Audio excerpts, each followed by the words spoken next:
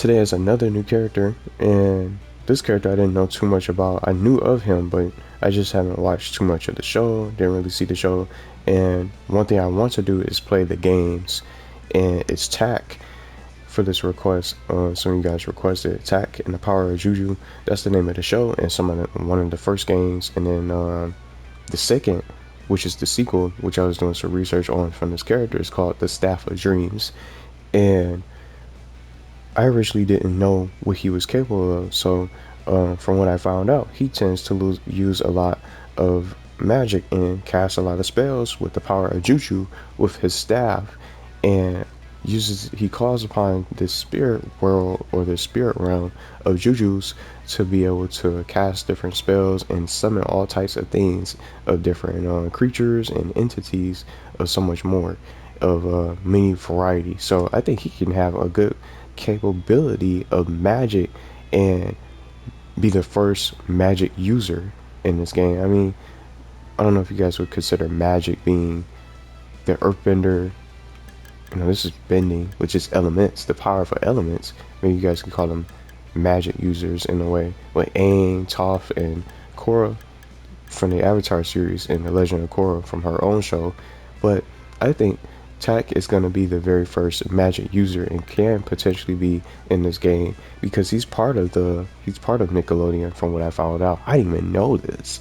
And I always wanted to play the games, just something I wanted to mention and really get into, because I know that from PS2, GameCube, and stuff like that, I kept those consoles, so I can just easily just probably order the game and just be able to check the game out and play it here on the channel. Maybe it'll be something I want to check out and do in the near future. But let's just start talking about this character, because some guys just like me probably don't know who this person is or this character is. But he's a shaman and he uses a lot of magic spells, and he's a protagonist and a member of the Pupanunu or the Pupanunu tribe, if I'm saying it right. And he has the ability to summon magic power, which is the Jujus that I just talked about, these magical creatures that bestowed upon him to serve as a link between his and their realms. And he can talk to spirits, and his main mission or the main goal as this protagonist of the show is being a defender of his village and protecting and saving his tribe from destruction, from evil chiefs and other tribes. I don't know all the different characters from the show, but that was basically what he was all about in his backstory. And he's also the carrier of the Staff of Dreams that you will find out as you watch the show, and he helped put it together and so much more and develop its powers and learning to control it and all that stuff. So that's just a little bit of a backstory attack, and just his backstory, where he's from, and just the village I mentioned is the actual stage that could come out with him, the Pupanunu Village, which is the main setting of the show, and his homeland. It's his village, it's home village, and what he strives to protect from the show and just the games and so much more. And this could come out with him as a paid DLC stage. A paid DLC stage should be bundled with his with the character itself whenever they decide to put him in. I hope they consider him, and just like they did with Trey Morton, I didn't even think that they would probably take the world of My Life as a Teenage Robot and be implemented in this game. It's very well done and it looks amazing. It's one of my favorite shows and one of my favorite stages that I've seen in the game. And just look at the character model, you could definitely tell that they could probably put together a nice character model for Tack and just put the village in general in the game.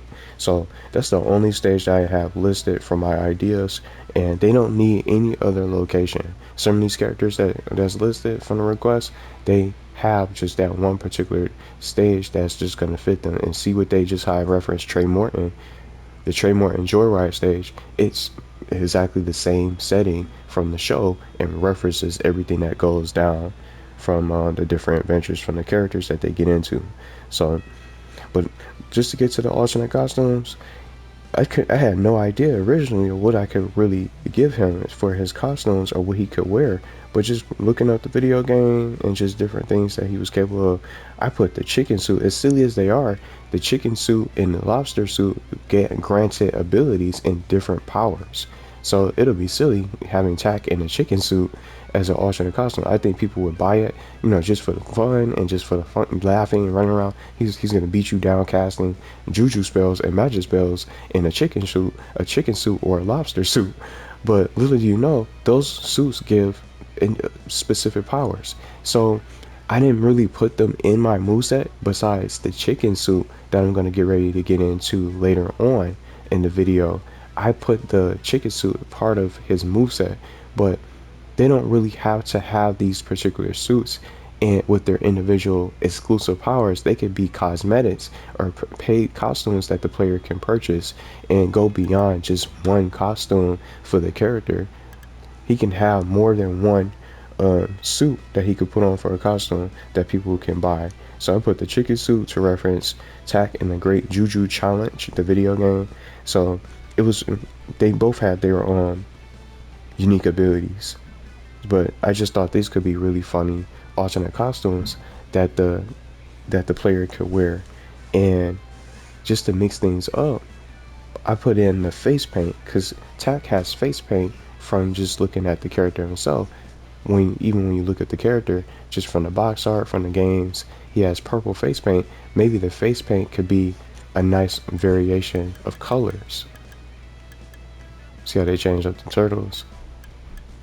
He can wear different face paint colors and color variations to change it up, so the player can look a little bit different. He can have red, blue, or something like that, and maybe green, like a little jungle green sort of color, leafy green, or a much lighter green for his face paint. And his face paint will be really cool to change up with his eyes, so his face paint can match up with them. See how you got purple? It doesn't match, but he has a purple face paint right now, and his eyes look a little bit green, like a blue-green sort of color, as you can see with this, with the player 4 slot. He has his eyes of that color.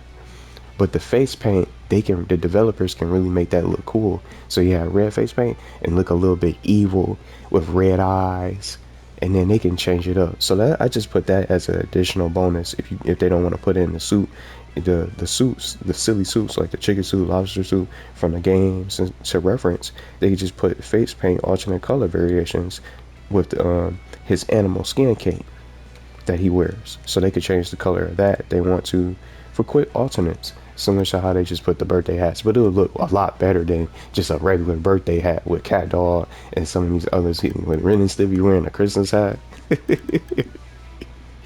It'll look so much better and of quality with the face paint, alternate colors, matching eyes to match the face paint, and then the animal skin cape can change colors that he wears in the show and in the video games. But that's the alternate costumes. Now I'm going to get into the taunts and animations. But I'm not sure what he really says the most with his catchphrases, but I was just looking up different quotes. And he says, "When in doubt, get the stick out." So that's from Tak and the Power of Juju, just a little reference. A winning animation I selected and came up with, he said he could say, "I got no time to lose. My tribe needs me." And since we got the voice lines, it'll match. And it'll be really cool. So he could say that when he gets the dub and just in the winner circle. And just in the game, an in-game taunt that's safe, just quick and easy. I try to come up with, every time I do these, I always try to come up with safe, quick taunts that the characters can use and do, so it's not too long of a taunt. So Tak, using his staff, he can raise it in the air for a few seconds for a cool little, nice little taunt pose to do on the battlefield. Because you see how Lincoln Loud, he just brushes his shoulders off. He said, "Hey, good morning, ladies." Something like that. I don't know where that's from or what episode that was. But see, it's the animation of his taunt that makes it even just funnier with these characters, and it can be quick and easy. So, I mean, maybe he can have a catchphrase when he raises the staff, or for the tribe, something. I don't know what he's gonna probably say, but it could just be, he doesn't really have to say anything for that particular taunt. He could just raise the staff in the air, and then it would be a nice little cool taunt pose. But the moveset, to wrap up, I try to be as unique as possible with his abilities, and I'm sure most of you guys probably know more about the character than I do, but I try my best with trying to come up with different magical abilities that he can use. He's definitely going to be able to cast magic. He's going to be a main like a mage or just a caster in this game, and just the very first to be able to do the things that he does, because there's not many magic users that cast spells, chanting, stuff like that. So I try to make it be unique and just not something that's a rushed moveset. I was just really try to make it make sense and reference these shows and these games. But he's going to be able to use his magic abilities of Juju just from the shows to on his enemies, and summon magical beings from the spirits of the Jujus and more. So there's no telling, he can have a huge moveset. He can have all these different abilities, because I don't know all of what he's capable of.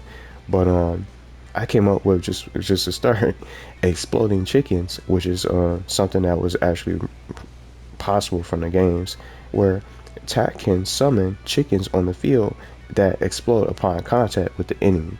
So he's gonna be being able to summon all these different beings and creatures. It'll be nice to see as a little offensive capability for him just to start. So exploding chickens, that's what I call them, and I can really see that in the showcase. Summon a chicken on your enemies, and they'll explode. You know, watch out for chickens.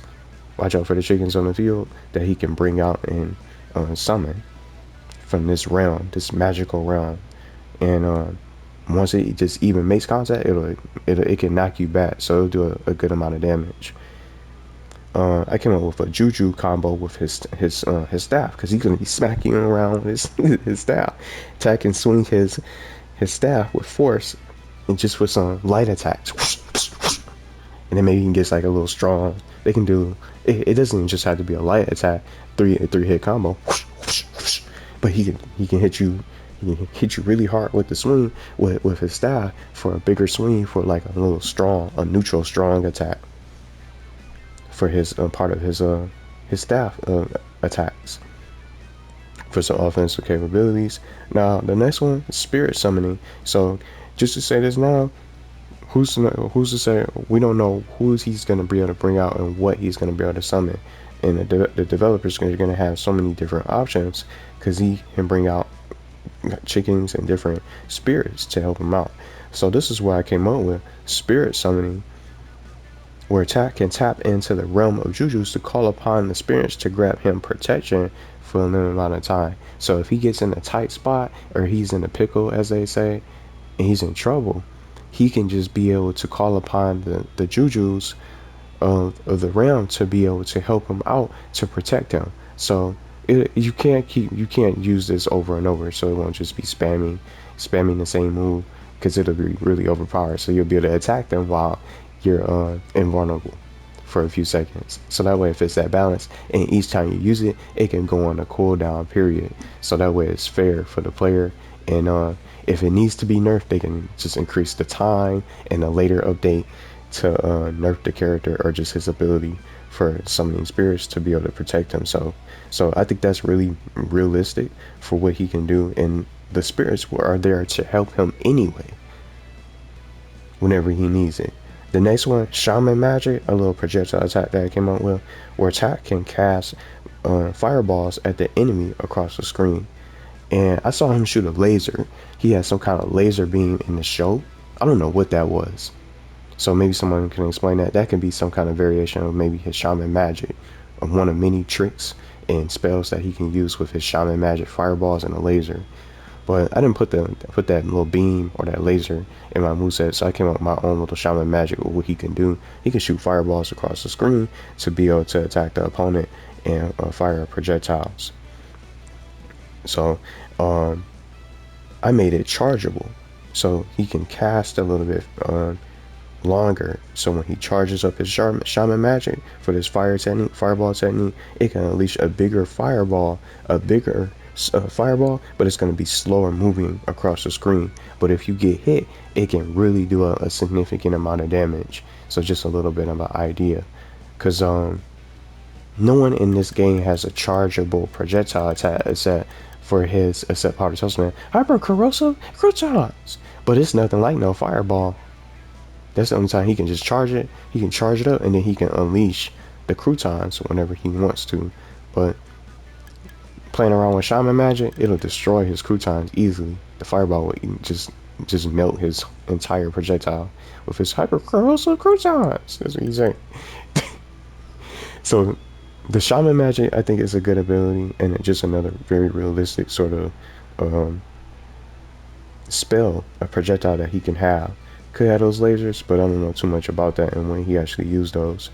Something else that I came up with, Bad Mojo, where he can curse the enemy with a spell that can minimize the enemy's movement and slow them down for a few seconds. Just a nice little spell to go along with it to target the enemy. An aerial attack. I came up with ancestral slam. So where he can use the power stored in his staff to slam down on the enemy from above. And then when he lands, something else that I came up with, upon landing, whether he hits you or not, it doesn't matter. Anybody else that's around, if he's taking on more than one opponent, or anyone that dodges it, you're still going to have to watch out for the shockwave. As soon as he lands, this attack can create a shockwave across the field.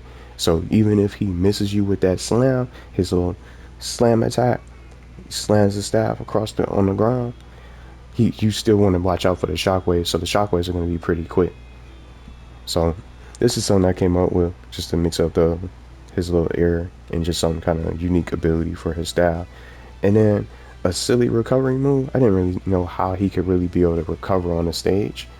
Maybe he could call upon the spirits again for maybe some magic where that can cause him to float in the air for a few seconds, for the spirits to surround him. Maybe some of the Jujus can. Who knows? But this is something I came up with the chicken sloop. So since it's not, whether or not it's a cosmetic or just an alternate costume, he can use the chicken flight and transform. He can just magically have the suit on, break out with the suit. And this particular chicken suit, it allowed him to fly and glide in the air from the games. So I thought that would be a unique idea for the developers to have Tak recover in a way. But even if he doesn't have that suit, if he's not using the chicken suit to fly and glide across and get back on the stage, he can just use the powers of the spirits to help him get back onto the stage if it's not used as a costume. So those are just some ideas and some of the movesets that I came up with for Tak. I don't know if you guys will have even more abilities, but these are just some things that I wanted to use as references from the show and just the games in general. So I think just doing some research on his abilities and his capabilities and from the things that he does in the games, from what I've seen, I think this would really be a cool little moveset for him to start with. But he can have so many more spells, different abilities, and just magic. He can have all sorts of shaman magic from his staff and different combos. I think he's going to be probably easily one of the best characters. A lot of people will probably buy him for the nostalgia, for those who know about him. But I really enjoyed putting this together. But it's just another show that I didn't know that was part of Nickelodeon, and just another represented Nickelodeon show that can be in this game outside of just some of the same shows getting reps. You can just expand from the others and be able to get more characters to make the roster even more unique.